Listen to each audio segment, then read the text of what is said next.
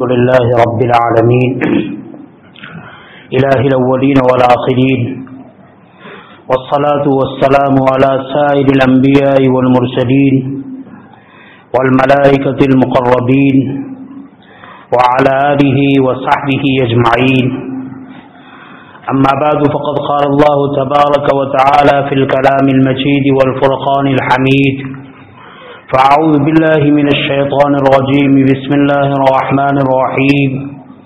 وذكر فإن الذكرى تنفع المؤمنين. صدق الله مولانا العظيم. کرام قدر حضرات، علماء کرام، دینی بھائیوں، دوستوں، بزرگوں اور گھروں میں بیٹھ کر سننے والی دینی ماں بہنوں، 15ویں شعبان کی شب میں اللہ کی توفیق سے اللہ کے گھر میں ہم بیٹھتے ہیں اور کئی سالوں سے دین کی باتیں سنی جاتی ہیں، سنائی جاتی ہیں. حق تعالی شان ہو ہمارے مل بیٹھنے کو، سننے سنانے کو قبول فرمائے، ہماری نجات کا ذریعہ بنائے اور ہمارے لیے ہدایت کا باعث بنائے. میرے بھائیوں، ایسے موقع پر عام طور پر اس رات کی فضیلت بیان کی جاتی ہے اور مقصد یہ ہوتا ہے کہ اللہ کا بندہ ان فضیلت کو سن کر اس رات کی قدر کرے. لیکن مقصد صرف اتنا نہیں ہوتا ہے. مقصد یہ ہوتا ہے کہ نبی کریم صلی اللہ علیہ وسلم کے ارشادات کو سن کر آدمی ایک رات، ایک دن، ایک مہینہ، ایک سال نہیں، پوری زندگی کی تبدیلی کا ارادہ کرے، پوری زندگی کے بدلنے کا ارادہ کرے. دیکھو، اس رات کی فضیلت آپ نے ابھی سنی. فضیلت میں جو روایت ہیں، اس روایتوں کو اگر کھولا جائے تو خود اس روایت میں بہت ساری چیزیں ہمیں سیکھنے کو ملتی ہیں. میں سب سے پہلے اپنے آپ کو، پھر ہمارے سامنے سارے سامعین کو اور ہماری ماں بہنوں کو درد دل سے یاد کروں گا کہ آج اس بات کو طے کر کے بیٹھے کہ ہمیں یہاں سے سننے کے بعد عمل کے جذبے کو لے کر اٹھنا ہے. بہت سنایا گیا، لیکن میرے بھائی، ہمارا سننا سنانا صرف سننے سنانے تک محدود رہا، اس سے آگے ہم نہیں بڑھے. ضرورت اس بات کی ہے. نبی کریم صلی اللہ علیہ وسلم عام طور پر مختصر جملے اور ارشاد فرماتے تھے. حضرات صحابہ رضی اللہ عنہم جو مختصر بات سنتے تھے، فوراً اپنی زندگی میں اس کو اتارتے تھے. لمبی لمبی باتیں، لمبے لمبے بیانات آپ صلی اللہ علیہ وسلم سے ثابت ہے. بعض موقعوں پر بلکہ حضرات صحابہ رضی اللہ عنہم کے اندر دین کی باتوں کو سننے کے بعد عمل کا جذبہ اتنا تھا کہ کبھی کبھار ایک صحابی رسول صلی اللہ علیہ وسلم نبی کریم صلی اللہ علیہ وسلم کی خدمت میں حاضر ہوتے اور حاضر ہونے کے بعد بے تکلف عرض کرتے: یا رسول اللہ، مجھے نصیحت فرمائیے. اور ساتھ میں ادباً عرض کرتے: یا رسول اللہ، وہ نصیحت مختصر ہو. ہماری زبان میں کیسے مول صاحب نالو بیان کر دے رہا، صحابی کیا کہہ رہے ہیں؟ یا رسول اللہ، نصیحت فرمائیے اور مختصر نصیحت فرمائیے. کیوں؟ ان کا جذبہ یہ تھا کہ ہم اللہ کے نبی صلی اللہ علیہ وسلم سے تھوڑا سنیں گے، لیکن سننے کے بعد اس پر عمل کریں گے. میرے بھائی، پوری امت کی ہدایت کے لیے یہ بات بہت زیادہ کافی اور وافی ہے کہ وہ سننے کے جذبے سے، عمل کے جذبے سے نبی کریم صلی اللہ علیہ وسلم کا ایک مختصر ارشاد ہی سن لیں. اگر ہمارے اندر خدا نہ خواستہ یہ جذبہ نہیں ہے، مفکر اسلام حضرت مولانا سید ابو الحسن علی میاں ندوی رحمۃ اللہ علیہ فرمایا کرتے تھے: آج ہمارا مزاج بنا ہے دین کی باتوں کو سننے کا مقصد ہے کان کی تفریح، مزہ آ جائے. اسی لیے بعض مرتبہ ہم اپنے علماء سے، دین کی نصیحت کرنے والوں سے بات سنتے ہیں، سننے کے بعد کیا تفسیر ہوتا ہے، مولانا بہت بھاری بیان دے دوں، مزہ آ گئی آج کبھی تفسیر ہوتا ہے، آج تو مولانا نے بس چھکا چھڑا دے رہا تھا، آج تو پٹاخہ پھوڑ رہا تھا، یہ تفسیر نہیں میرے بھائی۔ دین کی بات سننے والا بھی محتاج ہے عمل کا، دین کی بات کرنے والا بھی عمل کا محتاج ہے۔ ہم آپس میں بھائی ہیں، اس طریقے سے ہم بات کریں اور بات سنیں کہ یہ بات ہم سب کے کانوں سے دل میں اترے اور ہم اللہ کی شریعت پر عمل کرنے والے بن جائیں۔ بہت ضرورت اس بات کی ہے۔ روایت میں آتا ہے نبی کریم صلی اللہ علیہ وسلم کے عقد نکاح میں بیک وقت 9 عورتیں موجود تھیں۔ آپ نے 11 نکاح فرمائے لیکن ایک ساتھ 9 عورتیں آپ کے نکاح میں تھیں۔ مسئلہ یہ ہے کہ کسی آدمی کے نکاح میں ایک سے زائد عورتیں ہو، ہماری شریعت میں ہمارے لیے 4 عورتوں کی اجازت ہے۔ اگر کسی کی 4 عورتیں ہیں، ایک سے زائد عورت ہے، 2 عورت ہے، 3 عورت ہے، 4 عورت ہے، تو مسئلہ یہ ہے کہ آدمی ایک رات ہر عورت کے گھر رہے۔ عام طور پر دیکھو میں بتلانا چاہتا ہوں، اس حدیث کو اگر کھولا جائے تو اس حدیث میں ہمیں کتنے اسباق ملتے ہیں، سیکھنے کی کتنی چیزیں ملتی ہے۔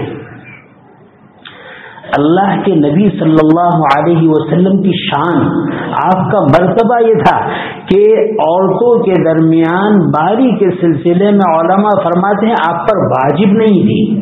بعض علماء کی رائے یہ ہے کہ آپ پر بھی ضروری تھی، لیکن علماء کی ایک جماعت کہتی کہ واجب نہیں تھی، لیکن آپ اس کا اہتمام فرماتے تھے کہ ہر رات ایک عورت کے مکان پر آپ تشریف لے جاتے، وہاں آرام فرماتے۔ کیا معلوم ہوا؟ اگر خدا نہ خاصہ ہماری ایک سے زائد 2 عورت، 3 عورت، 4 عورتیں ہیں تو ہمارے لیے ضروری ہے کہ رات کی باری ان کے لیے تقسیم کرے کہ ہر عورت کے یہاں ایک رات قیام کرنا ہے۔ اگر شادی کی دوسری اور دوسری شادی کرنے کے بعد ساری راتیں اسی کے لیے ہیں، یہاں دن میں آ کر عورت سے ملتا ہے، یہ ظلم ہے، جائز نہیں ہے۔ نبی کریم صلی اللہ علیہ وسلم اپنی ازواج مطہرات رضوان اللہ علیہم کی درمیان باری کا بہت زیادہ خیال کرتے تھے۔ عشاء کی نماز سے فارغ ہوئے، جس زوجہ مطہرہ کی باری ہوتی اس کے گھر تشریف لاتے، کھانا تناول فرماتے، کچھ دیر بات کرتے، آرام کرتے۔ ام المومنین حضرت عائشہ صدیقہ رضی اللہ تعالی عنہ کی باری کا دن ہے، نماز سے فارغ ہوئے، حضرت عائشہ صدیقہ رضی اللہ عنہ کے گھر تشریف لائے، کھانا تناول فرمایا اور لیٹے۔ ابھی کچھ ہی دیر گزری تھی، آپ فوراً اٹھے۔ کیوں؟ حضرت جبرائیل علیہ السلام نے آ کر اطلاع دی کہ آج شب قدر ہے، اس شب قدر میں حق تعالی شانہ گنہگار انسانوں کی مغفرت فرماتے ہیں۔ جیسے آپ نے سنا عزیز سلمہ کے ذریعے کہ قبیلہ بنو کل بکیر، بکریوں کے کھال جو ہیں، بکریوں کی جو چمڑی ہے اس پر جو بال ہوتے ہیں، اس بال سے زیادہ مقدار میں حق تعالی شانہ انسانوں کی مغفرت فرماتے ہیں۔ نبی کریم صلی اللہ علیہ وسلم نے مغفرت کی بشارت سنی تو آپ اٹھے اور آپ بقی تشریف لے گئے۔ دیکھو حضرات صحابہ کا مقام بہت اونچا ہے، حضرات صحابیات کا مقام بہت اونچا ہے۔ ہمارے ذہن حضرات صحابہ اور صحابیات کے درمیان بہت ہی ادب کا، بہت ہی اعتقاد کا، بہت ہی عظمت کا ہونا چاہیے، ان کے بارے میں ذرہ برابر بدگمانی نہیں ہونی چاہیے۔ کسی مومن کے دل میں کسی صحابی سے متعلق بدگمانی آئی، نتیجہ یہ ہوگا کہ وہ ایمان سے ہاتھ دھو بیٹھے گا۔ اور اللہ نے حضرات صحابہ کو پیدا ہی کیا ہے اسلام کی اشاعت اور حفاظت کے لیے۔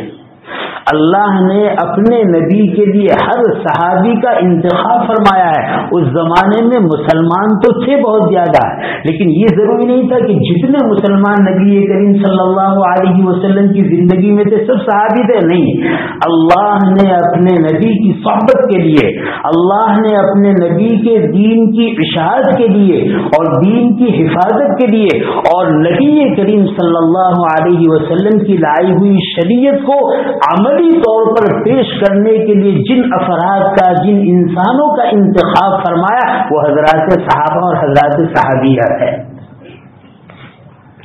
اور میں آپ کو بہت اچھی بات عرض کروں، روایتوں میں آتا ہے حضرات صحابہ کرام رضی اللہ عنہم سے بعد ایسے کام صادر ہوئے جس کو گناہ کہا جاتا ہے.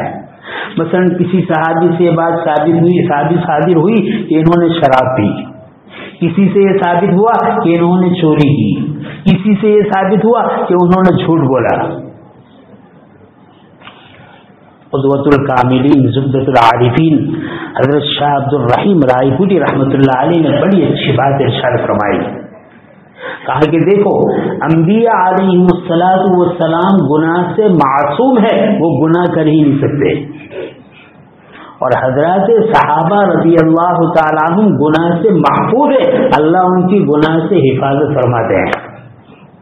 لہذا واقعات اور روایت میں جہاں کہیں پر کوئی ایسی بات حضرات صحابہ کے لیے ملتی ہے کہ فلاں صحابی نے یہ کیا، فلاں صحابی نے یہ کیا، حالانکہ بات یہ ہے کہ وہ اللہ کی طرف سے محفوظ ہے، گناہ سے ان کی حفاظت کی جاتی ہے.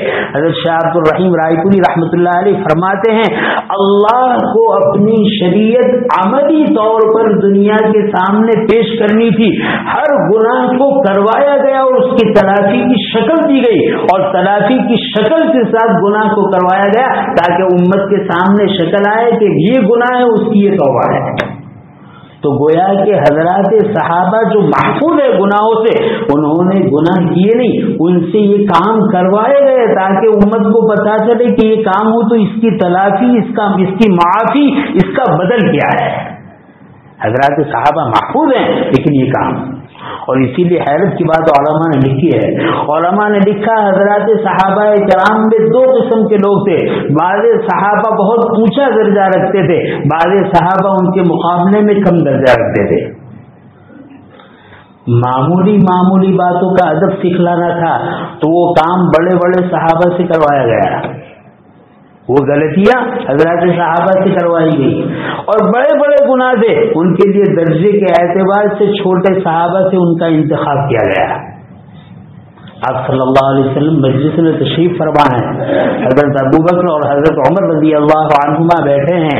ایک قافلہ اسلام لانے کے لیے آیا ہے، اسلام لایا اور اس کے بعد دین کو سیکھا، جانے کی تیاری ہوئی تو انہوں نے عرض کیا کہ ہم میں سے کسی آدمی کو امیر مقرر کر دیجیے.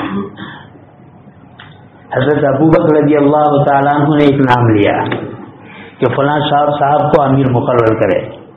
حضرت عمر رضی اللہ تعالیٰ عنہ نے دوسرے صاحب کا نام لیا کہ ان کو امیر مقرر کرے. اور اس درمیان دونوں کے درمیان بات چیت ہوئی، ذرا گفتگو ہوئی تھی، اور یہ کہا ایک صحابی نے کہ آپ تو میری مخالفت ہی کر رہے ہیں، میں نے یہ نام لیا، آپ نے دوسرا نام لیا. قرآن کریم کی آیت نازل ہوئی لا ترفعوا اصواتکم فوق صوت النبی، نبی کے سامنے آواز کو بلند نہ کرو. حضرات صحابہ بے انتہا باادب تھے، لیکن قیامت تک آنے والے مسلمانوں کو ادب سکھلانا تھا. اس ادب سکھلانے کے لیے اس واقعے کو پیش کیا گیا حضرت ابوبکر اور حضرت عمر رضی اللہ تعالی عنہما کی ذات گرامی سے. اور پھر قرآن نازل ہوا، اور قرآن نازل ہونے کے بعد قیامت تک آنے والے انسانوں کے لیے بتلایا کہ نبی کے سامنے آواز کو بلند کرنے کی اجازت نہیں ہے. دیکھو غلطی کرائی گئی اور ادب سکھلایا گیا. بظاہر یہ عنوان ہے لیکن یہ تعلیم ہے قیامت تک آنے والے سارے انسانوں کے لیے. روایت میں آتا ہے ایک عورت سے زنا کا سرور ہوا، نبی کریم صلی اللہ علیہ وسلم کی خدمت میں حاضر ہوئی. اے اللہ کے رسول مجھ سے زنا ہوا ہے، معاف کر دیجیے. نبی کریم صلی اللہ علیہ وسلم نے اس کو ٹالا، اس کی بات کو نہیں سنا، انسنی کر دی کہ تجھ سے زنا نہیں ہوا ہو، کوئی اور کام کو ہوا ہو، تو اس کو زنا سمجھ رہی ہو. بار بار وہ حاضر ہوئی. جب اچھی طرح اس نے اعتراف کر لیا تو نبی کریم صلی اللہ علیہ وسلم کیا اس نے اعتراف کیا، اے اللہ کے رسول مجھ سے یہ کام ہوا ہے جس کی وجہ سے حمل بھی ہے، مجھ پر سزا جاری کیجیے.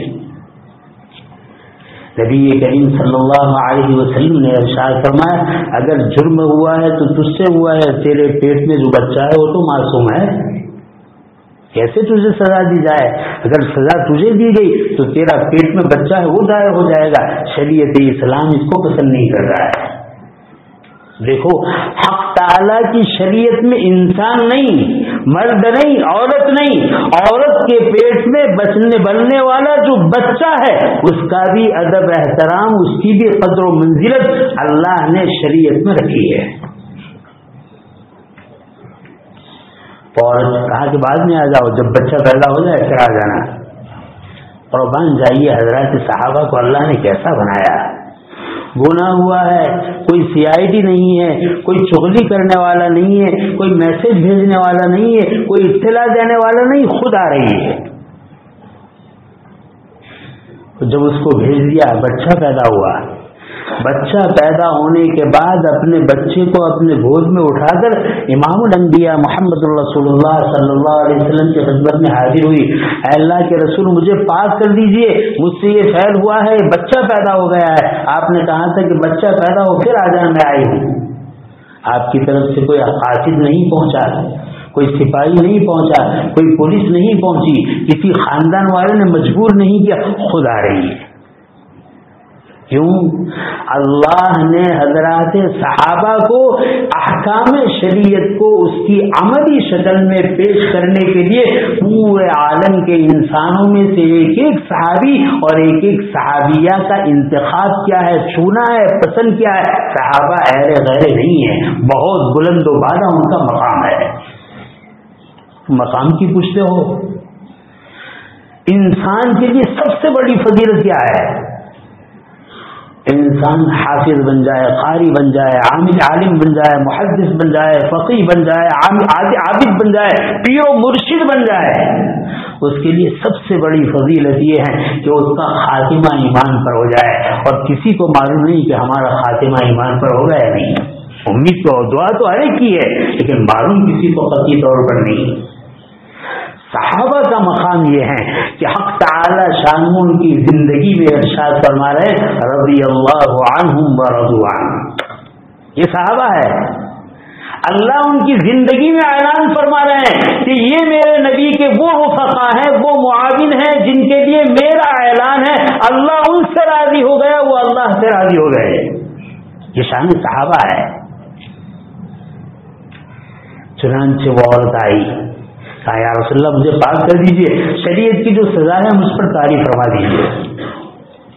نبی کریم صلی اللہ علیہ وسلم نے ارشاد فرمایا یہ دودھ پیتا بچہ ہے، اگر تجھ پر سزا عائد کی گئی تو اس کا کیا ہوگا؟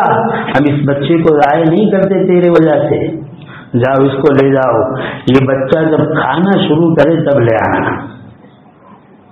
عورت واپس لوٹتی ہے، پھر آتی ہے، یہاں تک کہ بچے نے کھانا شروع کر دیا، کھانے پینے لگا.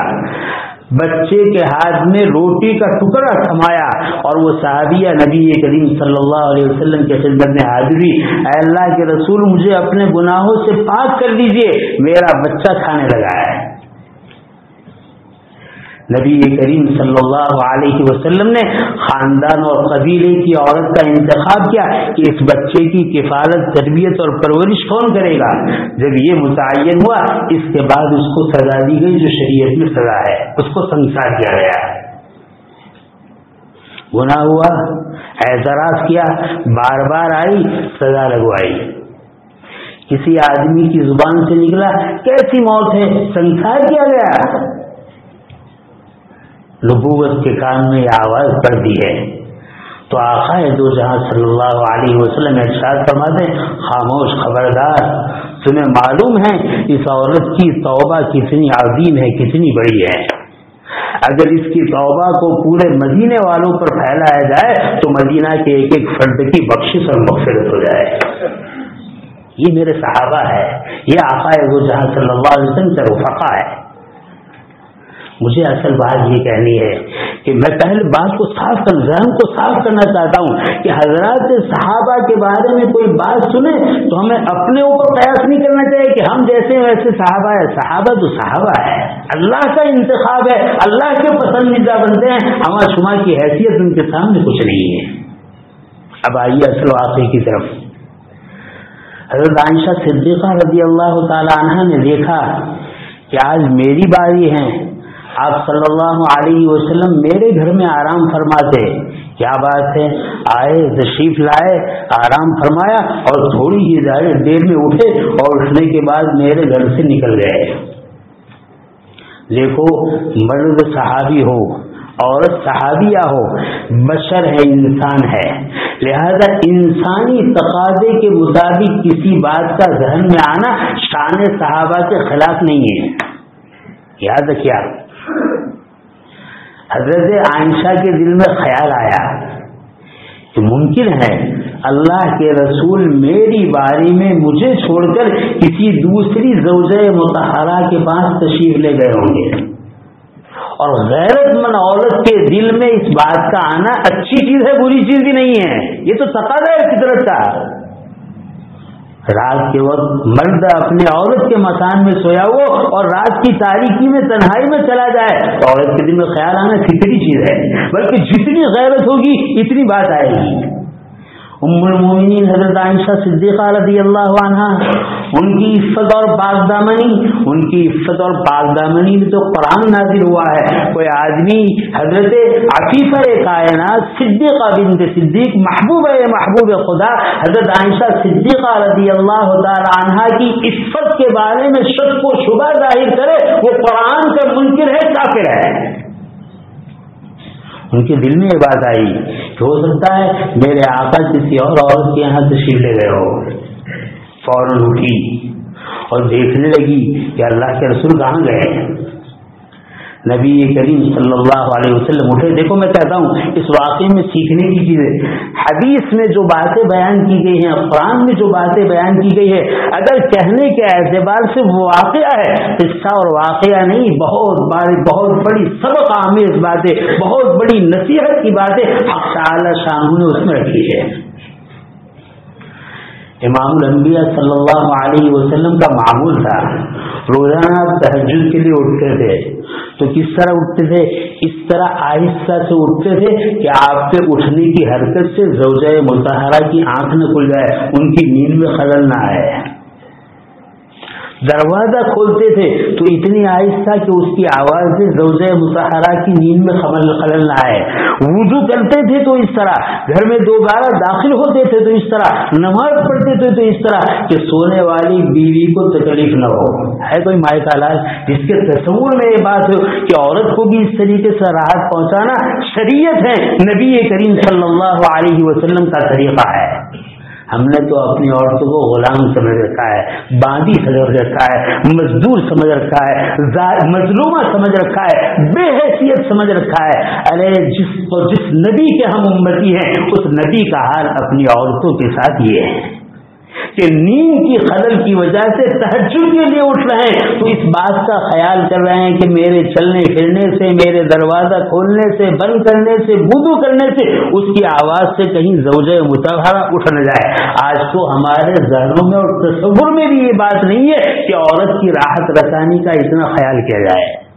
نبی کا یہ حال ہے اور غلامان نبی کا یہ حال ہے، ذرا اس فرق کو سوچنے کی ضرورت ہے۔ چنانچہ یہ روزانہ کا معمول تھا، آج جانا تھا آپ کو بقی، لہذا آہستہ سے اٹھے، آہستہ سے جوتے مبارک پہنے، آہستہ سے دروازہ کھولا اور آپ تشریف لے گئے۔ حضرت عائشہ کو پتہ بھی نہیں چلا، لیکن تھوڑی دیر کے بعد احساس ہوا کہ آقا میرے گھر میں نہیں ہے۔ فوراً اٹھی، بیدار ہوئی اور دل میں خیال آیا ہو سکتا ہے کسی اور زوجہ مطہرہ کے یہاں تشریف لے گئے ہو۔ فوراً گھر سے باہر نکلی، تو دیکھا آقا جا رہے ہیں بقی کی طرف۔ بعض روایت سے معلوم ہوتا ہے کہ وہ پیچھے پیچھے چلی، آپ صلی اللہ علیہ وسلم گھر سے نکلے، حجرے سے نکلے، مسجد سے نکلے، آگے کی طرف بڑھے۔ حضرت عائشہ دیکھتی رہی اور آگے بڑھی، دیکھا کہ آپ تو بقی کی طرف جا رہے ہیں۔ دیکھتی رہی. جب بقی میں پہنچے تو آپ نے بقی کے مرحومین کے لیے دعائیں مغفرت کی. یہاں یہ بات میں بھی عرض کرنا چاہتا ہوں جو میرے بیٹے نے کہی کہ اس رات میں کیا کام کرنے چاہیے. آقا نے کیا کیا؟ قبرستان جا کر ان کے لیے مغفرت کی دعا کی. اس رات میں زندوں تو زندوں اپنے مردوں کی مغفرت کو آپ نے بلایا نہیں ہے، یاد کرتا ہے. لیکن پہلے ہی بتایا ہے کہ پوری زندگی میں، جیسے ہمارے عزیز صلی اللہ علیہ وسلم نے فرمایا کہ پوری زندگی میں ایک مرتبہ جانا ثابت ہے، اور وہ بھی خفیہ طور پر چپکے سے، نہ بیوی کو معلوم ہے نہ صحابہ کو معلوم ہے. لہذا بہتر یہ ہے جو ماحول بننا ہے وہ ماحول نہ بنایا جائے، اس کو ماحول کو ختم کر دے، کوئی حرج کی بات نہیں. اور اللہ کی شان یہ ہے دنیا میں جہاں کہیں بھی ہمارے مرحومین ہیں ہم اپنی جگہ پر بیٹھ کر ان کے لیے ایثار ثواب بھی کر سکتے ہیں، ان کے لیے دعائیں مغفرت بھی کر سکتے ہیں. حضرت نبی کریم صلی اللہ علیہ وسلم گئے، واپس لوٹے اور حضرت عائشہ کے گھر کی طرف آنے لگے. جب حضرت عائشہ نے دیکھا کہ 2 بار آ رہے ہیں تو حضرت عائشہ تیزی سے چلتے ہوئے اپنے گھر میں داخل ہوئی اور داخل ہو کر بستر پر آرام کرنے لگی، لیکن تیزی سے چلنے کی وجہ سے سانس اکھڑنے لگا. نبی کریم صلی اللہ علیہ وسلم تشریف لائے، حضرت عائشہ کو دیکھا کہ سانس اکھڑ رہا ہے، پوچھا کیا بات ہے؟ دیکھو سیکھنے کی چیز کیا ہے، ہم گھر میں آئے تو گھر میں آنے کے بعد عورت کی حالت کو دیکھو، عورت چین سکون راحت میں ہے، پریشان ہے، بیمار ہے، تھکی ہوئی ہے، ذرا دیکھو اس کو. آقا نے آ کر دیکھا کہ عائشہ کو سانس چل رہا ہے، سانس اکھڑ رہا ہے، پوچھا کیا بات ہے؟ ہمارا ذہن اس کی طرف جاتا ہے. ہم تو گھر سے باہر رہنے کے بعد جب گھر میں آتے ہیں تو چونچو کا مربع سیٹ بنتے ہیں، یہ لاؤ یہ کرو. ایک تو بیچاری پورے دن تھکی ہوئی ہے، گھر آنے کے بعد اتنا ظلم ہے کہ وہ چور ہو جاتی ہے. کبھی ہم نہیں پوچھتے کیسی طبیعت ہے، کیسی حالت ہے، کیا حال ہے، راحت و آرام ہے، چین سکون ہے، طبیعت کیسی ہے، حالات کیسے ہیں، خوشی ہے، غمی ہے، کیا بات ہے، پریشانی ہے، کچھ نہیں. آقا نے دیکھا کہ زوجہ مطہرہ کو سانس اکھڑ رہا ہے. آقا پوچھ رہے ہیں کیا بات ہے؟ کہا کہ یا رسول اللہ آپ جب گھر سے تشریف لے گئے تو میرا یہ خیال ہوا کہ آپ کسی اور بیوی کے وہاں تشریف لے گئے ہوں گے. دیکھو یہ خبر پوچھ رہے ہیں اور حضرت عائشہ یہ جواب دے، ذرا ٹھنڈے دل سے سوچو کہ اگر سوچ سمجھ کر نہیں، ارادے سے نہیں، کبھی بھول سے ہم نے اپنی بیوی کو پوچھا؟ ہم تو پوچھتے ہی نہیں، اپنی بیوی کو پوچھتے ہی نہیں ہے. کبھی بھول سے ہم نے پوچھ لیا تمہاری طبیعت کیسی ہے اور اس نے کہہ دیا کہ میرا تو خیال ہے تم کسی اور بیوی کے وہاں گئے ہوں گے، تو ہمارا ٹیمپریچر اور گرم ہو جائے گا، ہمارا دماغ اور زیادہ بڑھ جائے گا اور تیش میں آ کر ہو سکتا ہے ہاتھ بھی چل جائے اور مکے کے لیے ہمارے ہاتھ اور زیادہ تیز ہو جائے. آقا خبر پوچھ رہے ہیں کہ پریشانی کیا ہے، کیوں سانس اکھڑ رہا ہے. یہ سیکھنے کی چیز ہے اس واقعے سے. چنانچہ حضرت عائشہ نے جو بات کی صاف کہہ دی کہ میرا یہ گمان ہوا کہ آپ کسی اور بیوی کے یہاں تشریف لے گئے. نبی کریم صلی اللہ علیہ وسلم نے ارشاد فرمایا کہ عائشہ تجھے اس بات تیرا خیال یہ ہے کہ اللہ اور اس کا رسول تجھ پر ظلم کرے گا. دیکھو یہاں ظلم سے تعبیر کیا ہے، ایک مرد کا جب اس کے نکاح میں ایک سے زائد بیوی ہو، جس بیوی کی باری ہے اس بیوی کی باری کو چھوڑ کر دوسری بیوی کے یہاں قیام کرنا اس کے لیے جائز نہیں. اور اگر اس کے پاس جانا چاہے تو اس بیوی کی اجازت لے، اگر وہ بصیب خاطر خوشی سے اجازت دے تو دوسری بیوی کے پاس جا سکتا ہے، ورنہ نہیں جا سکتا. روایتوں میں آتا ہے، ام المومنین حضرت عائشہ صدیقہ رضی اللہ تعالیٰ عنہ فرماتی ہے کبھی کبھار آپ صلی اللہ علیہ وسلم مجھ سے اجازت لیتے تھے اور ازواج مطہرات سے اجازت لیتے تھے. بعض ازواج اجازت دیتی تھی لیکن مجھ سے جب اجازت طلب کرتے تھے تو میں منع فرماتی تھی کہ میں اپنے اوپر کسی اور کو آپ کو اختیار نہیں دوں گی، میں اجازت نہیں دوں گی. چنانچہ یہ مسئلہ ہے کہ جانا جائز نہیں ہے. اس بات کو دیکھو، ایک بات یاد رکھو، اگر ہم دوسری بیوی کے پاس اپنی ایک عورت کی باری میں چلے گئے اور جانے کے بعد ان کے یہاں رہے اور ان سے ملاقات کی تو یہ ناجائز نہیں ہے، ملاقات کرنا حرام نہیں ہے. لیکن اس کی باری کو چھوڑ کر اس کے وہاں جانا یہ جائز نہیں ہے. اس کو نبی کریم صلی اللہ علیہ وسلم نے ارشاد فرمایا کیا تمہارا یہ خیال ہے کہ اللہ اور اس کا رسول تم پر ظلم کرے گا؟ یعنی اجازت کے بغیر میں دوسری بیوی کے وہاں جاؤں یہ ناجائز ہے. اس ناجائز کو آپ تعبیر کر رہے ہیں کیا اللہ کا رسول تم پر ظلم کرے گا؟ سوچنے کی بات ہے کہ آقا اپنی عورت کے ساتھ گھر میں کس طرح رہ رہے ہیں. پھر ارشاد فرمایا کہ جبرائیل آئے اور آنے کے بعد مجھ سے کہا کہ آج شب برات ہے، لیلۃ البرات. برات کی کیا معنی ہے؟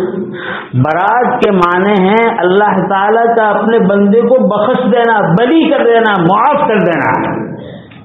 اس رات میں حق تعالی شانو یہ تو سمجھانے کے لیے کہ قبیلہ بنو کلب کی بکریوں کے کھال کے اوپر جو بال ہے اس بال کے برابر انسانوں کی مغفرت فرماتے ہیں.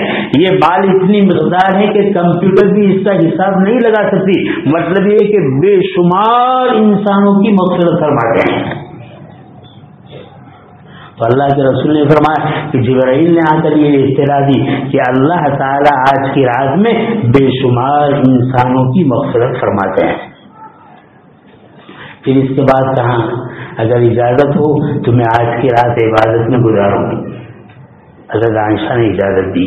بعض روایتوں میں ہے کہ آپ گھر میں آئے اور گھر میں آنے کے بعد آپ نے نماز پڑھنا شروع کیا. ہو سکتا ہے کسی 15ویں شب میں وہ عمل ہوا اور کسی 15ویں شب میں یہ عمل ہوا ہو. حضرت عائشہ نے دیکھا کہ بستر پر نہیں ہے کٹورا تو ان کا ہاتھ نبی کریم صلی اللہ علیہ وسلم کے پیر کے حصے پر لگا کہ آپ سجدے میں ہیں اور سجدہ میں اللہ کی حمد و ثنا اللہ کی مناجات کر رہے ہیں. نماز میں آپ نے کہا برکت والی رات ہے، برات والی رات ہے، اس رات میں اللہ کی عبادت کرنی چاہیے. میرے بھائیوں اس رات میں کیا کرنا چاہیے؟ دیکھیے میں پھر عرض کروں گا، ایک رات کا مسئلہ نہیں ہے، ایک دن کا مسئلہ نہیں ہے، ایک مہینے کا مسئلہ نہیں، پوری زندگی کا مسئلہ ہے. نبی کریم صلی اللہ علیہ وسلم کی احادیث سے، آپ کی تعلیمات سے، آپ کے عمل سے معلوم ہوتا ہے کہ آپ صلی اللہ علیہ وسلم نے اس رات کا بیشتر حصہ اللہ کی عبادت میں گزارا ہے. لیکن یہ رمضان سے پہلے کا موقع ہے، آنے والا مہینہ رمضان کا ہے. راتوں کو کیوں جگوا رہے ہیں؟ روزانہ تو یہ عشاء کی نماز پڑھی سو جاؤ اور فجر کی نماز پڑھو. بھائی آنے والا بابرکت مہینہ ہے، اس بابرکت مہینے سے پہلے فضیلت والی رات رکھ دی، لالچ دے دیا، تما دے دی کہ اس عبادت پر اتنا کچھ ملنے والا ہے تاکہ آدمی اس رات کی قدر کرے اور اس رات کے ذریعے سے آئندہ آنے والے 15 دن کی مشق کرے، پریکٹس کرے، کیونکہ آئندہ آنے والا رمضان ہے، اس رمضان کے لیے تیار ہو جائے. کھلاڑی کھیل کے میدان میں پہلے نہیں اترتا ہے، پہلے مشق کرتا ہے، پریکٹس کرتا ہے. ون ڈے کھیلتا ہے پھر جا کر وہ ٹیسٹ کھیلتا ہے، مشق کرتا ہے. یہ مشق کا زمانہ ہے، یہ مشق کی رات ہے کہ آج فضیلت سنا کر تمہیں اٹھا دیا. 15 دن اور ہیں، اس 15 دن میں تم عمل کی مشق کرو، عبادت کی مشق کرو، نوافل کی مشق کرو، توبہ استغفار کی مشق کرو، تاکہ اس کے بعد جو رمضان کا مہینہ آئے مشق کے بعد اس کو گزارنا آسان ہو جائے. علماء نے لکھا ہے کہ اگر کسی آدمی کے دن میں نماز قضا نہیں ہے، میں تو ہمیشہ یہ کہتا ہوں اگر بالغ ہونے کے بعد ہمارے بھائی اور ہماری بہنوں کے دن میں نماز قضا ہیں اور ایسی مبارک راتوں میں جاگنے کے وہ عادی ہیں، جاگتے ہیں، تو پہلی بات کا یہ خیال رکھے کہ اس رات کو اللہ کی نافرمانی سے اپنے آپ کو خوب بچائے. پوری رات اگر کوئی آدمی پوری رات جاگتا ہے یا رات کا آدھا گھنٹہ جاگتا ہے، وہ یہ طے کرے کہ میں پوری رات جاگوں گا تو پوری رات کو، اور اگر آدھا گھنٹہ بھی جاگوں گا تو آدھا گھنٹہ اللہ کی نافرمانی سے اپنے آپ کو بچاؤں گا. یہ سب سے پہلی چیز. اس کے بعد اللہ کی توفیق سے جتنا بھی جاگنا ہو جائے اس کو ہمیں عبادت کے اندر گزارنا ہے. میں عرض کروں گا عبادت کون سی کریں گے؟ اگر ہمارے عاقل بالغ بھائی بہنوں کے ذمے فرض نماز قضا ہیں، وہ اپنے گھر میں تنہائیوں میں ان نوافل کے بجائے ان قضا نمازوں کو ادا کرے. اس لیے کہ نوافل نہ پڑھنے پر کوئی پوچھ پرچھ نہیں ہے، پڑھنے پر اجر و ثواب ہے، لیکن جو فرائض باقی ہیں اس پر پوچھ پرچھ ہے، تم نے یہ فرض ادا کیے تھے یا نہیں ادا کیے تھے۔ ایسے توفیق نہیں ملا کرتی، یہ موقع ہے عبادت کی رات کا، بڑی رات کا، لہذا ان رات میں ہم رات کی قدر کرتے ہوئے زیادہ سے زیادہ اس بات کا اہتمام کریں کہ اپنی قضا نمازوں کو ادا کریں۔ اور قضا نماز کی ادا کا طریقہ یہ، ہمارے ذمے مثلاً فجر کی بہت ساری نمازیں قضا ہے، تو ہم نیت کریں گے میرے ذمے جتنی بھی فجر کی فرض نماز کی قضا ہے پہلی ادا کرتا ہوں، ہر مرتبہ کہتا جائے پہلی ادا کرتا ہوں، یا ہر مرتبہ کہتا جائے آخری ادا کرتا ہوں۔ اگر ہمیں یاد ہیں تو تعین کے ساتھ جتنی یاد ہے وہ پڑھے، اور اگر یاد نہیں ہے تو اندازہ کر کے تخمینہ کر کے پڑھتا چلا جائے، جب اطمینان ہو جائے کہ اب میرے ذمہ قضا نہیں ہوگی، اگر کوئی باقی ہے تو اللہ معاف کر دے گا۔ قضا نمازوں کا اہتمام۔ لیکن ماشاءاللہ اس مجمع میں ہمارے بہت سارے ایسے بھائی ہوں گے یا تو ان کی نماز قضا نہیں ہوئی ہے، یا اگر نماز قضا ہوئی ہے تو اللہ کی توفیق سے انہوں نے ادا کر لی ہے۔ یہ بھائی ہمارے رات کو کس طرح گزاریں گے؟ دیہاتوں میں تو ماحول کم ہوتا ہے، شہروں میں ماحول یہ ہوتا ہے، دین کی مجلس ہوتی ہے، بیان ہوتا ہے، دعائیں ہوتی ہیں، دعا کے بعد لوگ قبرستان جاتے ہیں، اور قبرستان کے بعد اپنی گاڑیوں پر پورے شہر کا چکر لگاتے ہیں، گویا کہ شب برات کا شکریہ ادا کرتے ہیں۔ یہ شب برات کا شکریہ نہیں، یہ شب برات کی کلم کلی ناقدری ہے۔ اہل دن تو رات کو سوتے ہیں اور اس دن جھاگ کر گپھاٹی لگا کر ادھر ادھر چکر لگا کر اس رات کو اس طرح بے تحاشا گزار دے، میرے بھائی اس سے بڑی اور کوئی محرومی کی چیز نہیں۔ اس لیے میں پھر کہوں گا کہ اس بات کا خیال رکھے کہ جتنا بھی جاگے اللہ کی نافرمانی سے، لغویات سے، بےہودہ کاموں سے، بے فائدہ کاموں سے اس رات کی بہت زیادہ حفاظت کرے۔ اچھا، اب اگر قضا نمازی نہیں تو ہم کیا کریں گے؟ قضا نمازی نہیں ہے تو میرے بھائی دیکھو، میں نے پہلے ہی کہا تھا رات کا، دن کا، مہینے کا مسئلہ نہیں، مسئلہ پوری زندگی کا ہے۔ اور میں اپنے آپ کو اور ہم سب اپنے آپ کو اپنے گریبان میں منہ جھانک کر یہ اندازہ لگائے کہ جس اللہ نے اپنے فضل سے ہمیں پیدا فرمایا، ایک ایک اعضاء کو صحیح سالم بنایا، ہمیں مسلمان گھرانے میں مسلمان پیدا فرمایا، بے شمار نعمتیں کھانے پینے پہننے اوڑھنے چلنے پھرنے رہنے کی ہمیں عطا فرمائی، اس اللہ کی ہم نے کتنی نافرمانی کی ہے، ذرا اس بات کو ٹھنڈے دل سے سوچے۔ دیکھو، دوسروں کے بارے میں نہیں، اپنے بارے میں ہر شخص سوچے کہ جس خدا نے اتنا بڑا فضل فرمایا کہ جس دھرتی پر میں پیدا ہوا بے شمار بچے پیدا ہوئے، بیچارے کوئی آنکھوں سے نابینا تھے، بیچارہ کوئی زبان سے گونگا تھا، بیچارہ کوئی کانوں سے بہرا تھا، بیچارہ کوئی ناک سے سونگھنے کی طاقت نہیں رکھتا تھا، بیچارہ کوئی ہاتھ سے اپاہج تھا، کوئی بیچارہ ہاتھ سے لولا تھا، کوئی بیچارہ پیر سے اپاہج تھا، کیسی کیسی بیماریوں کے ساتھ پیدا ہوا۔ اللہ نے ان سارے بچوں میں مجھ پر یہ فضل فرمایا کہ ان سارے عیوب سے مجھے پاک پیدا فرمایا۔ اتنا ہی نہیں، جہاں بہت ساری مقدار میں اچھے بچے پیدا ہوئے، پاک صاف عیوب سے پیدا ہوئے، وہاں بہت سارے بچوں کو ایمانی گھر نصیب نہیں ہوا۔ اس رب کریم نے یہ احسان فرمایا کہ اعضاء کی صفائی کے ساتھ عقائد کی صفائی والا ایمان کے گھر میں پیدا فرمایا۔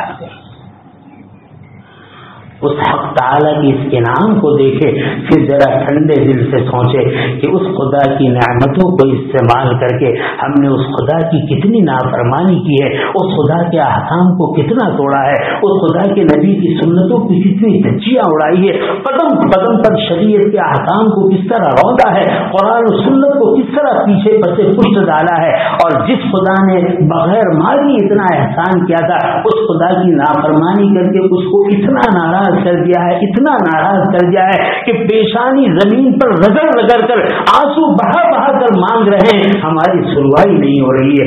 آج بہت بڑی رات ہے، آج مغفرت کی رات ہے، آج توبہ کی رات ہے، آج اس ناراض خدا کو راضی کرنے کی رات ہے۔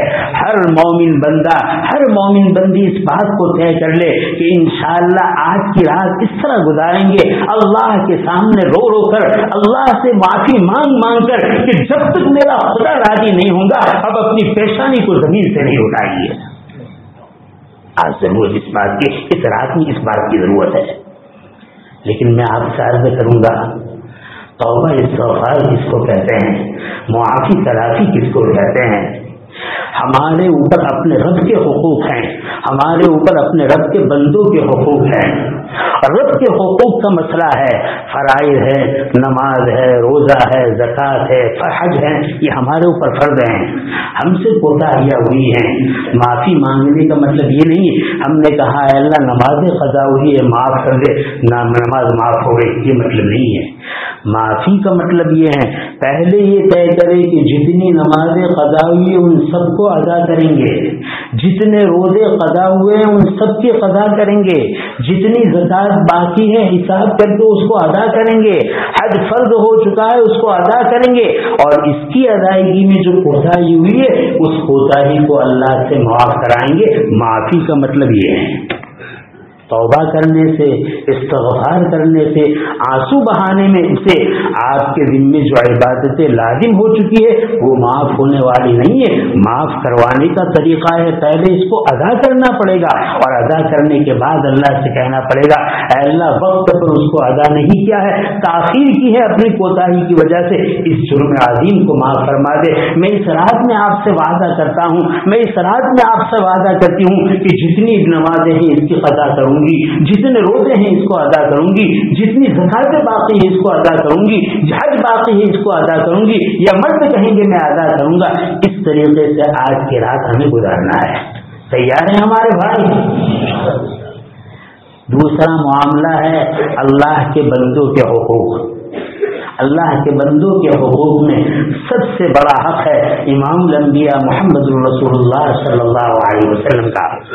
میں بہت درد دل کے ساتھ، بہت محبت کے ساتھ، بہت ادب احترام کے ساتھ عرض کروں گا، ہر شخص اپنی زندگی میں دیکھے کہ نبی کریم صلی اللہ علیہ وسلم نے دنیا میں زندگی گزارنے کا وہ طریقہ امت کے سامنے اپنے صحابہ رضی اللہ عنہ کے ذریعے پیش کیا جس نمونے سے، جس طریقے سے میرا خدا راضی ہوتا ہے، جس کو ہم سنت کہتے ہیں۔ ہماری زندگی میں کتنی سنتیں ہیں اور کتنی سنتوں کو ہم نکال چکے ہیں۔ یہ سنتیں یہ نبی علیہ الصلوۃ والسلام کا حق ہے۔ کوئی بات نہیں، غفلت ہوئی، نادانی ہوئی، کوتاہی ہوئی، بالقصد اور ارادہ ہم نے سنت کو چھوڑ دیا، لیکن اللہ نے تو کرم فرمایا ہے کہ ہمارے عمر میں برکت عطا فرمائی اور شب برات تک ہمیں پہنچا دیا، رات ہمیں عطا کر دی۔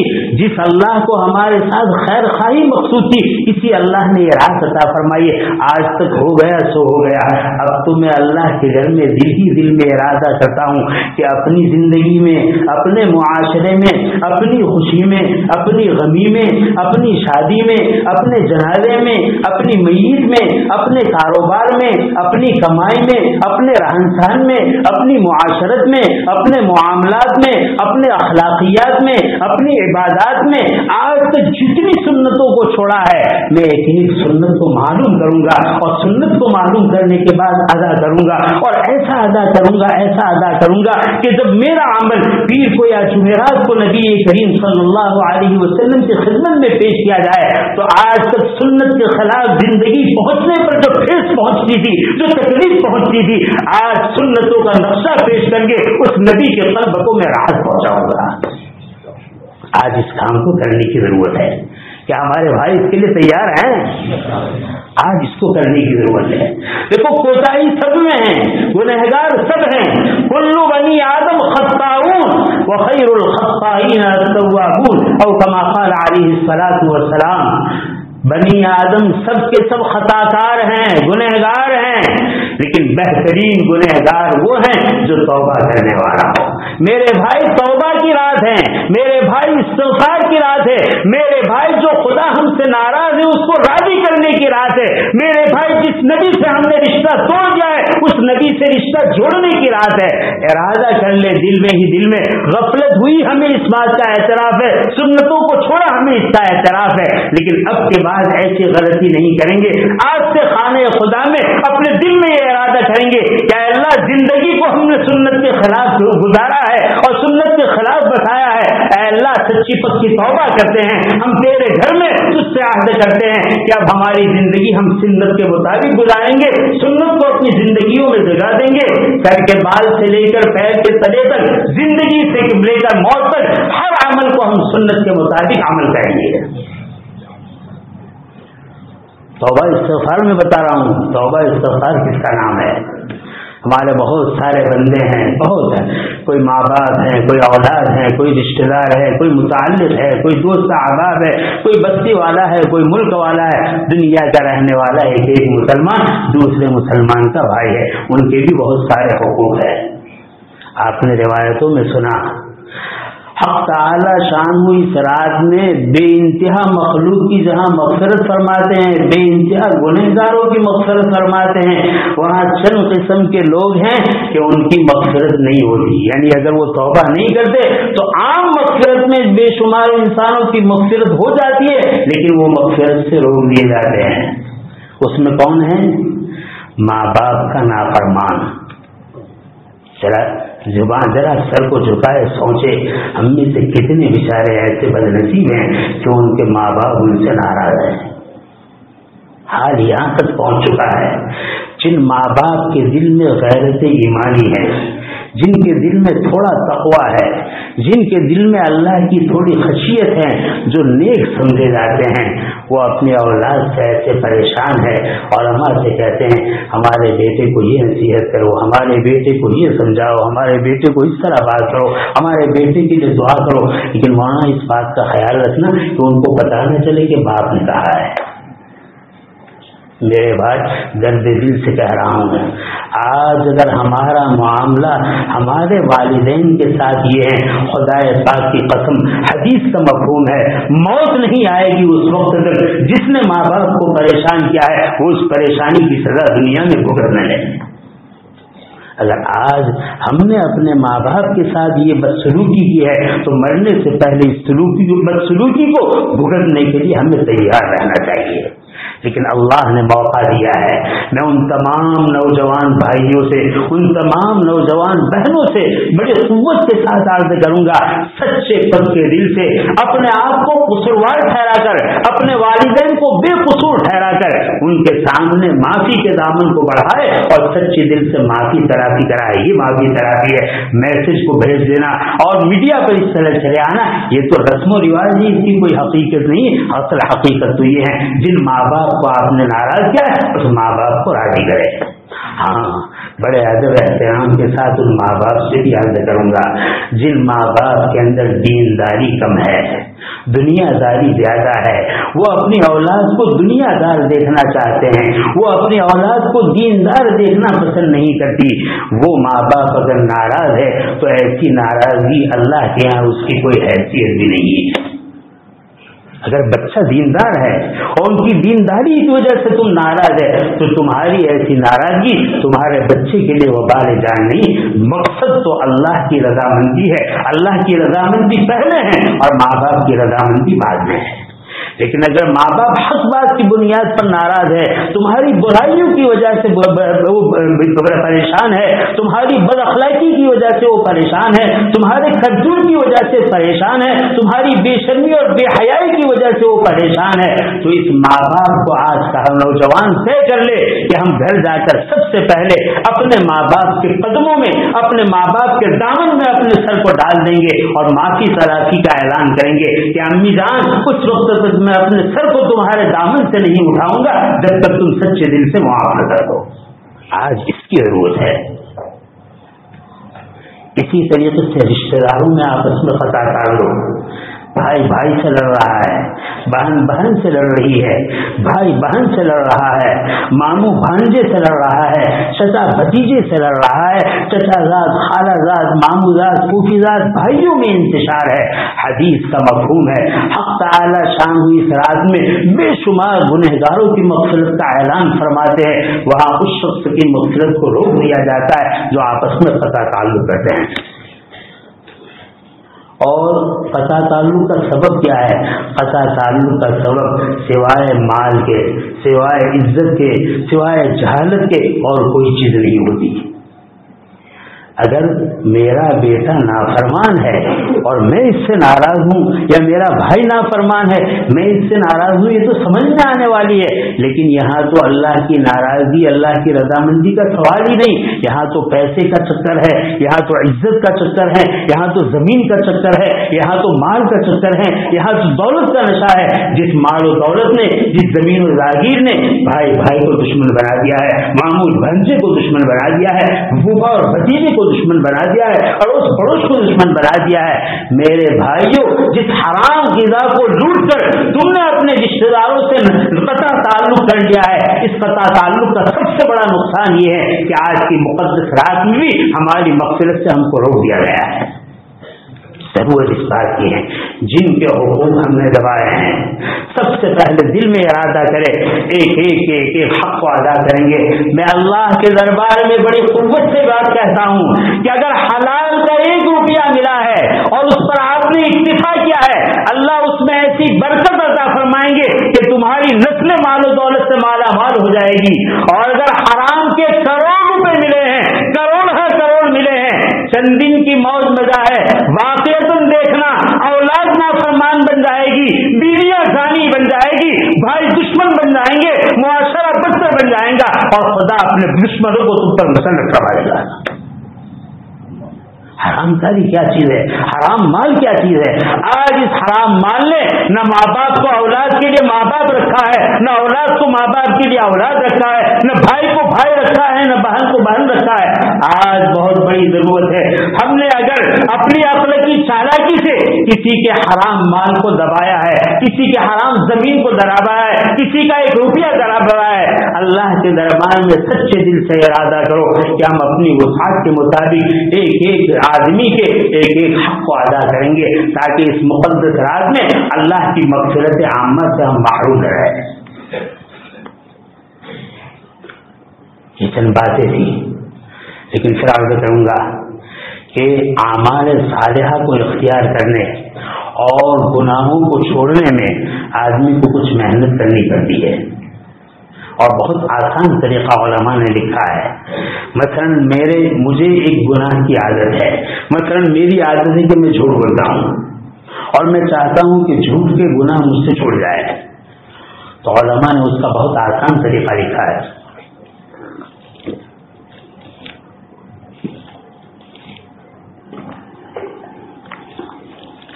پہلا طریقہ یہ ہے، پختہ ارادہ کرے مجھے آئندہ جھوٹ نہیں بولنا ہے.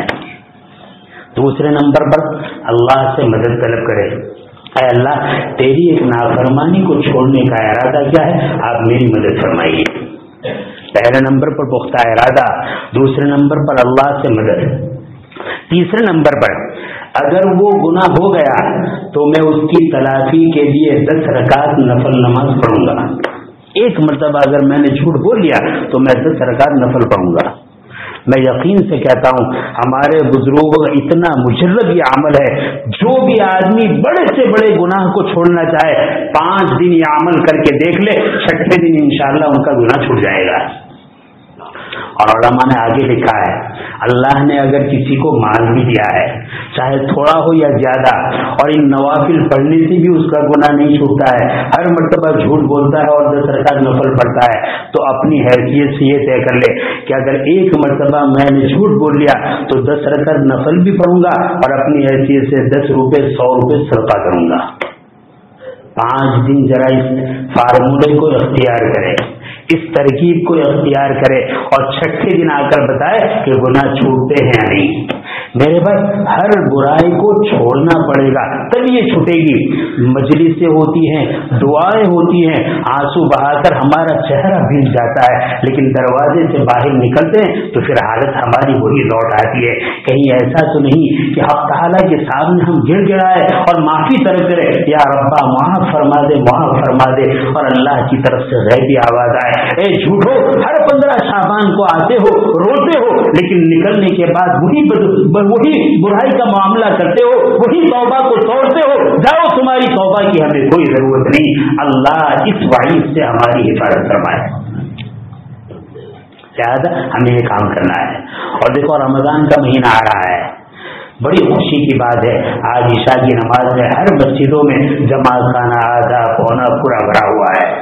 میرے بھائی اس رات میں اللہ سے مانگو کہ جس طریقے سے آج ہم نے مغرب اور عشاء کی نماز ادا کی ہے، الہ العالمین ہر فرض نماز کو اپنے اپنے محلے کی مسجدوں میں اس طرح بڑی تعداد میں ادا کر کے مسجدوں کو آباد کرنے والا بنا دے.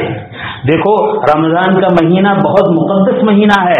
اس مقدس مہینے کی تیاری آج سے ہے، اور تیاری دو قسم کی ہے، گناہوں کو چھوڑنے کی عادت اور نیکیوں کو کرنے کا اہتمام. اگر یہ 15 دن ہم نے مشق کی تو رمضان ہمارا خیر و برکت کے ساتھ گزر سکتا ہے. اور اگر ہم نے مشق نہیں کی تو شیطان کیا کہے گا ابھی تو 15 دن ہے، رمضان آئے گی دیکھ لیں گے، رمضان آئے گی کر لیں گے. میرے بھائی بغیر مشق کے کبھی کوئی کام اچھا ہوا نہیں ہے، اور کوئی کام کبھی اچھا ہونے والا نہیں. اگر یہ 15 دن ہم نے اس بات کا اہتمام کر لیا، ہر برائیوں کو چھوڑنے کا ارادہ کر لیا، اللہ سے مدد مانگ لی، نوافل کا اہتمام کر لیا، صدقات کا اہتمام کر لیا، اور ہر نیکیوں کو پابندی کا اہتمام کر لیا، فرض سے پہلے کی سنتوں کا اہتمام کریں گے، بعد کی سنتوں کا اہتمام کریں گے، روزانہ تلاوت کا اہتمام کریں گے، ذکر و اذکار تسبیحات کا اہتمام کریں گے. میرے بھائی 15 دن کی مشق انشاءاللہ ہمارے رمضان کو کامیاب کر دے گی. ورنہ دیکھا یہ جاتا ہے کتنی بڑی مسلمان بھائیوں کی بستی رمضان کا مہینہ شروع ہوتا ہے، 2-4 دن مسلیوں سے مسجد آباد رہتی ہے، پھر وہی حال جو پہلے ہوتا ہے وہی باقی رہتا ہے. ہمیشہ کے جو پابند ہوتے ہیں وہ نماز پڑھتے ہیں، ورنہ رمضان جیسے مقدس مہینے میں بھی نماز کی توفیق نہیں ہوتی. آخری بات سے اپنی بات کو ختم کر رہا ہوں. کیا آپ نے وہ حدیث بارہا نہیں سنی؟ اللہ کے رسول نے منبر پر قدم رکھا اور فرمایا لعنت و ہلاک ہو وہ آدمی جس کو رمضان کا مبارک مہینہ ملے اور اپنی مغفرت نہ کروائے. اللہ حضرت جبرائیل دعا کر رہے ہیں اور امام الانبیاء صلی اللہ علیہ وسلم آمین کہہ رہے ہیں. آج تک ہماری 15ویں شعبان اور آج تک ہمارا رمضان بربادی سے گزرا ہے. ابھی بھی ڈرنے کی ضرورت نہیں، اللہ نے ابھی بھی موقع دیا ہے، اللہ نے ابھی بھی وقت دیا ہے. اس رات میں اللہ کو راضی کر کے مشق کو شروع کر دے کہ اب سے ہر فرض نماز کا اہتمام کریں گے، سنن اور نوافل کا اہتمام کریں گے، اور روزانہ زندگی سے گناہوں کو نکالنے کا اہتمام کریں گے. میرے بھائی اگر یہ شکل رہی اللہ کی نصرت کے لیے جس طرح بدر میں وعود میں فرشتے نازل ہوئے، اللہ اس سرزمین پر بھی اس عالم پر بھی اللہ اپنی ہماری مدد کے لیے فرشتوں کو نازل فرما دیں گے. اور اگر میرے بھائیوں ہماری وہی پرانی عادت رہی، سنی کر دی، توبہ کا اس اہتمام نہیں کیا، اللہ کو راضی کرنے کی فکر نہیں کی، یاد رکھنا اللہ اپنے دشمنوں کو ہم پر مسلط کر دیں گے. پھر ہماری قنوت نازلہ نہیں کام آئے گی، پھر ہمارا رونا دھونا نہیں کام آئے گا، پھر ہمارا توبہ استغفار نہیں کام آئے گا، پھر ہماری صدقہ خیرات نہیں کام آئے گی. جو اللہ قادر مطلق ہے وہ آباد کرنے پر بھی قادر ہے، وہ اجاڑنے پر بھی قادر ہے. وہ آباد کرنے پر آئے تو تاتاری قوم سے اسلام کی حفاظت فرما دے، اور وہ اجاڑنے پر آئے تو بستیوں کی بستی کو آن کی آن میں صفایا کر دے. حق تعالی شانہ نے اپنے فضل سے جو باتیں کہلوائی، حق تعالی اس کو قبول فرمائے، ہمیں عمل کا جذبہ نصیب فرمائے. ماشاءاللہ ہمارے دو عزیزوں نے قرآن کریم حفظ کیا ہے، اللہ تعالیٰ ان کے عمر میں برکت عطا فرمائے. قرآن کے الفاظ کی انہوں نے حفاظت کی ہے اور اپنے سینوں میں محفوظ کیا ہے. اللہ تعالیٰ ان کے اور سینوں کو علوم قرآن سے مالا مال فرمائے. آمین. وآخر دعوانا الحمدللہ رب العالمین. دعا